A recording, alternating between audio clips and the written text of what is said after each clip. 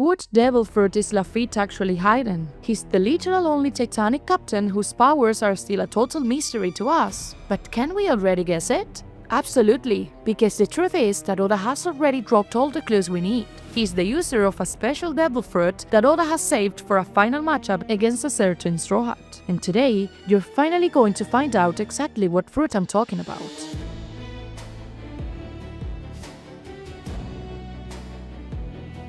Laffitte, the Demon Sheriff.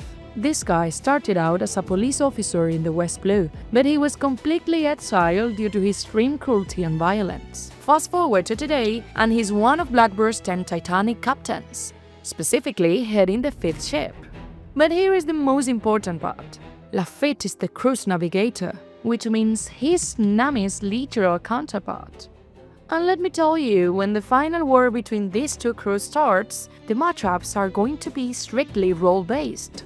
Captain versus captain, doctor versus doctor, sniper versus sniper, helmsman versus helmsman, and yes, navigator versus navigator is going to happen across the board. Because think about it, this is the ultimate duel to decide who's the greatest pirate crew is, so everyone needs to face their true opponent. Which brings me to my main point. I need you to completely wipe the idea out of your head that Laffitte is fighting Brooke. Sure, they're both skinny guys who carry canes. But throughout this video, you're going to realize that Laffitte and Nami share way more connections than you ever imagined. For starters, you've probably already noticed that their nicknames are direct opposites. A sheriff versus a thief. But there's something even wilder. Oda has been setting up a clash between these two since the very beginning. The duel of magicians. Magic and illusionism. That is the exact concept tying these two characters together. Nami, who has literally been called a witch multiple times, fights with a weapon that was originally designed around magic shows. We saw this clear as day when she debuted the Clim attack against Miss Doublefinger. Her first few attacks looked straight out of a magician's act. We saw the classic trick of making doves pop out or pulling flowers out of thin air. She even pulled off a literal illusion trick, creating a mirage of herself to completely bamboozle her opponent. In other words, the Clim attack is inspired by a magic wand. And I mean that quite literally. Let me explain why. During the time skip, Nami ended up on Wetheria, a sky island where, coincidentally, the weather scientists look exactly like old wizards. Wink wink, nudge nudge. Oda isn't subtle. After the time skip, Nami asked Usopp to upgrade the Clim attack using the devices she brought back from Wetheria. Usopp did it, but he mentioned he didn't really understand what she meant when she said she wanted a magic wand. Right after, we see Nami using the Clim attack just as if it was a magic item. Even Raizo is blown away by the level of her ninjutsu. After that, Nami thanks Usopp. She says it's the sorceress Clim attack she always wanted. A magic one typical of sorceress. A witch. So you see, Nami's entire vibe is magic. She's a witch, which makes it perfect sense that her ultimate rival would also be a magician. Now, let's look at Laffitte. His whole outfit screams magician or mime. He literally wears a top hat, has that pale mine-like skin, and we've already seen him use a power that can hypnotize people. He used it to force the Marine Guards to open the gates of justice. In other words, he checks every single box of a classic magic show aesthetic.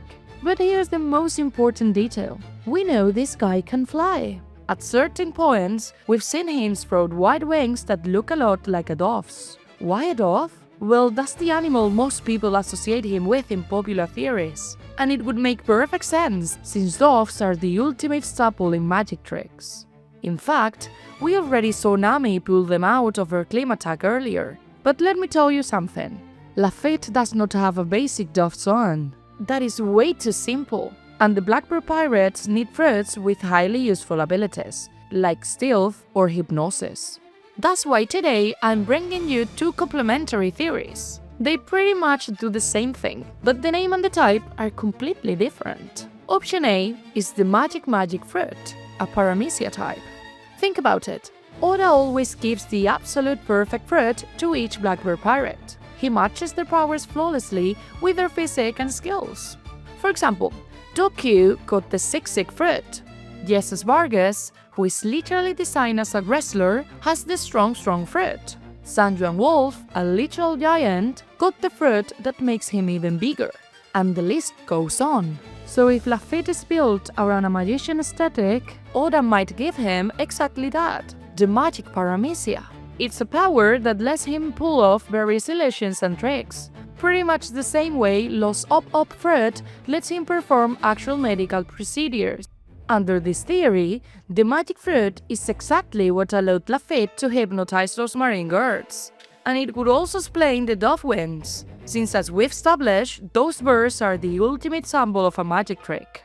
Obviously, Laffitte is still hiding plenty of tricks up his sleeve, and he's saving them all for Nami. It's going to be a pure battle of wits and illusions, with both of them trying to outmagic and outsmart each other. However, I have a second option for his fruit. It pretty much grants him the same abilities since it's still all about magic, but the angle is completely different. Here's what we know about Laffitte. He has wings, he can hypnotize people, his whole design revolves around magic, and most importantly, he's an absolute master of stealth. The guy can infiltrate anywhere without leaving a trace. We witnessed this firsthand when he literally sneaked into Mary Geoise right in front of Sengoku and the warlords without anyone noticing. When you combine those 4 traits, there's another animal heavily tied to magic that instantly comes to mind: an owl. Now, I probably don't need to explain why owls are linked to magic, but let me break it down anyway because it's fascinating. The connection goes all the way back to ancient times. Being nocturnal, mysterious creatures with an intense, piercing gaze, medieval Europe viewed them as omens of witchcraft. In fact, folklore used to say that witches could literally shapeshift into owls. This connection between owls and the supernatural has stuck around to this day, which is why we constantly see them in pop culture whenever magic is involved. The most obvious example is Harry Potter, of course, but they are also frequently given the power of hypnosis in fiction. Just look at Noctowl in Pokémon and its signature move, hypnosis, which is the exit ability Laffitte has already shown us. Another mind-blowing fact about owls is that their flight is completely silent. Their feathers are physically adapted to make zero noise, and that is exactly where Laffitte shines. His unmatched ability to infiltrate anywhere undetected has been tested since his very first appearance, so it makes perfect sense that Laffitte could have an owl son. That would easily explain why we've seen him sprout wings in a very similar way to how Marco uses his powers. However, a regular Zoan feels way too basic at this point in the story. Laffitte is far too mysterious of a character. He deserves something way more epic. I'm talking about a mythical Zoan. Think about it. If Doku's literal horse gets a mythical Zoan with the Pegasus, there is no way Laffitte is getting sidelined. And as it turns out, there is a highly popular mythical creature deeply connected to owls: the Strix. In ancient mythology, the Strix was a nocturnal bird heavily tied to magic and witches. Obviously, the inspiration behind these creatures came from owls, which is why they've been linked to witchcraft since ancient times. In fact, folklore states that a Strix was actually a witch transformed into a bird. This means Laffitte wouldn't just have a basic owl fruit, he would possess the mythical Zoan of the Strix. On top of letting him fly in pitch-black silence, it would grant him a wide array of magical abilities, like his signature hypnosis. This is leagues better than a simple owl. Laffitte's actual fruit could be the Tori Tori no Mi model Strix, a mythical Zoan wrapped in pure mystery, perfectly fitting for his character. And just like I said at the beginning of the video, this is what sets up the ultimate duel of magicians. Nami, the cat burglar, versus Laffitte, the demon sheriff. And this is for today's theory. I'd love to know your thoughts down in the comments. Which option do you prefer for Laffitte? The magic Paramecia or the Tori Tori no Mi model Strix? Honestly, either way works perfectly, since both would grant him the exact same toolkit: silent fly, hypnosis, and plenty of magic tricks, or they still keeping under wraps. But I want to know which one feels more epic to you. Also, let me know if you want me to drop a full video breaking down how every single one of those other Straw Hats vs Blackbeard matchups will play out. If you enjoyed the theory, make sure to smash that like button and subscribe to the channel so you don't miss the next breakdown. Thanks again for watching, and I see you in the next one!